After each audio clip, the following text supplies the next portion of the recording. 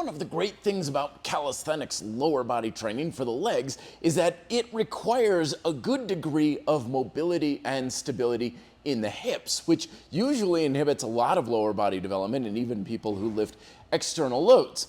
The problem, though, with that is that lower body calisthenics training requires a greater degree of stability and mobility in the hips, which many people don't have due to sitting so much, and therefore it greatly inhibits your ability to effectively train your legs with any modality, but especially with calisthenics.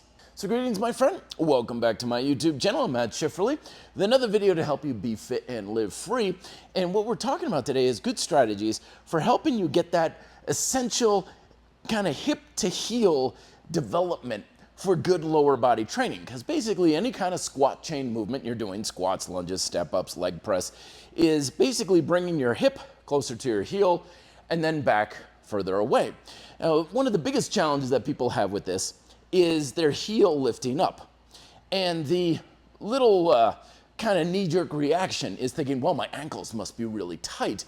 But that might be the case. Very rarely is it actually the ankles. It's instead in the hips. Because you see, very common, this area is tight. Basically, the ability to stretch your glutes and your hamstrings kind of apart as you come down and then get them closer together as you spring back up. And if this is tight and it doesn't allow much stretch and mobility, then you keep this, I'm exaggerating, but you keep this posterior tilt, which brings your body back. So the only way you can mitigate that is to come up further forward and your body leans forward. But if you can stretch this area out between your glutes and your hamstrings, then the heel can come back down.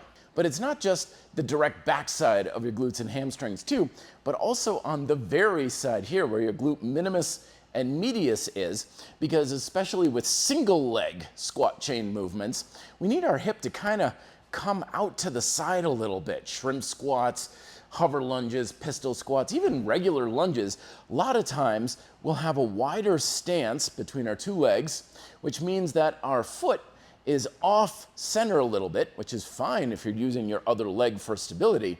But if you want to get serious about your lower body calisthenics training, you need this foot and this knee closer to your center line, which means this hip has to be out to the side a little bit, therefore stretching out your glute medius and minimus. And if you don't have the mobility to do that, especially at depth, well, again, that's going to limit your range, and it also tends to bring the knee out too much, putting a lot of stress on the knee.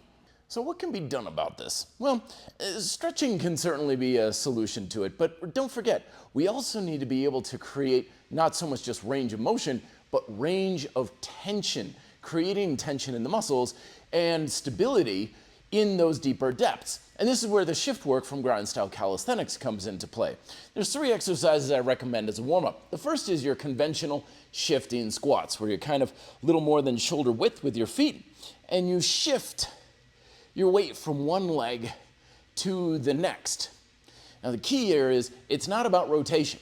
This is different, where I'm just kind of pivoting back and forth. Instead, you want to kind of feel like you're pushing your hip sideways while pulling the knee onto your center line. So it's kind of like this motion. Not a big movement, but just enough.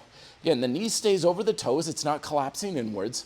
And you're shifting back and forth, all the while focusing on flexing your hip a lot to drive down this hip, the back of your hip towards your heel, stretching this and avoiding this sort of thing where you've got this big gap between your hip and your heel.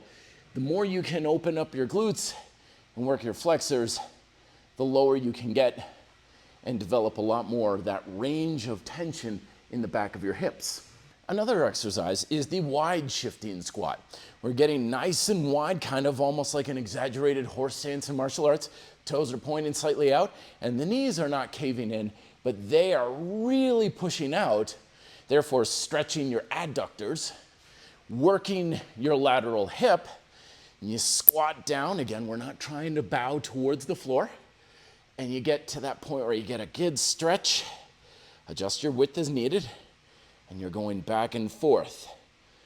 Once again, we're adjusting our range of tensions. We want the muscles tense to some degree. We want some tension in our adductors and working with our quads and our calves and our hamstrings and everything else. So we want to get that comfort with being deep and using these muscles in a bigger range. You're not forcing it. You're not kind of like, come on, you know, it's not like you're trying to do a split. You're just kind of spreading out your ability, your range, and where you feel you have control and mobility.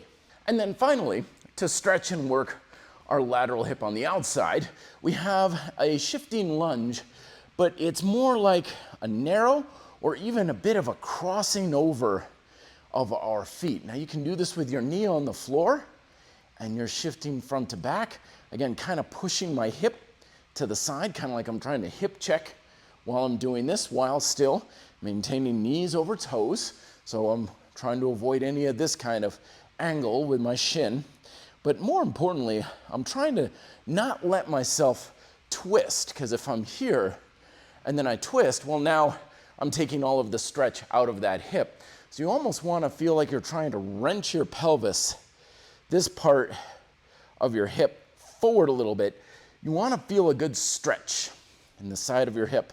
Take the knee off the floor if you want more resistance, and you're just kind of, again, spreading things around, forward, side to side just a little bit, pushing the front hip, the other hip forward a little, just getting comfortable with having support and tension and stretch and structure in these lateral hip muscles, which especially for things like hover lunges and associated single leg exercises, this is the area we're lacking support and mobility, which means that as you come down, boom, you lose it and you just drop, and then it's hard getting up out of that position because you're losing all of the supportive tension in that area.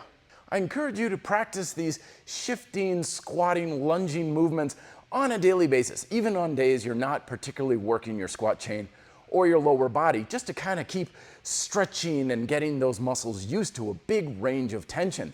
Use them as a warm-up before your actual leg training, or anytime you feel like your hips are stiff, like if you've been sitting in a chair for a while, or a long time in an airplane or something of that nature. So that way you're always getting those muscles used to stretching and working and stabilizing, rather than once every couple times a week saying, okay, hips, now I actually need you to work, and they're kind of going like, what is this? We never do this in real life.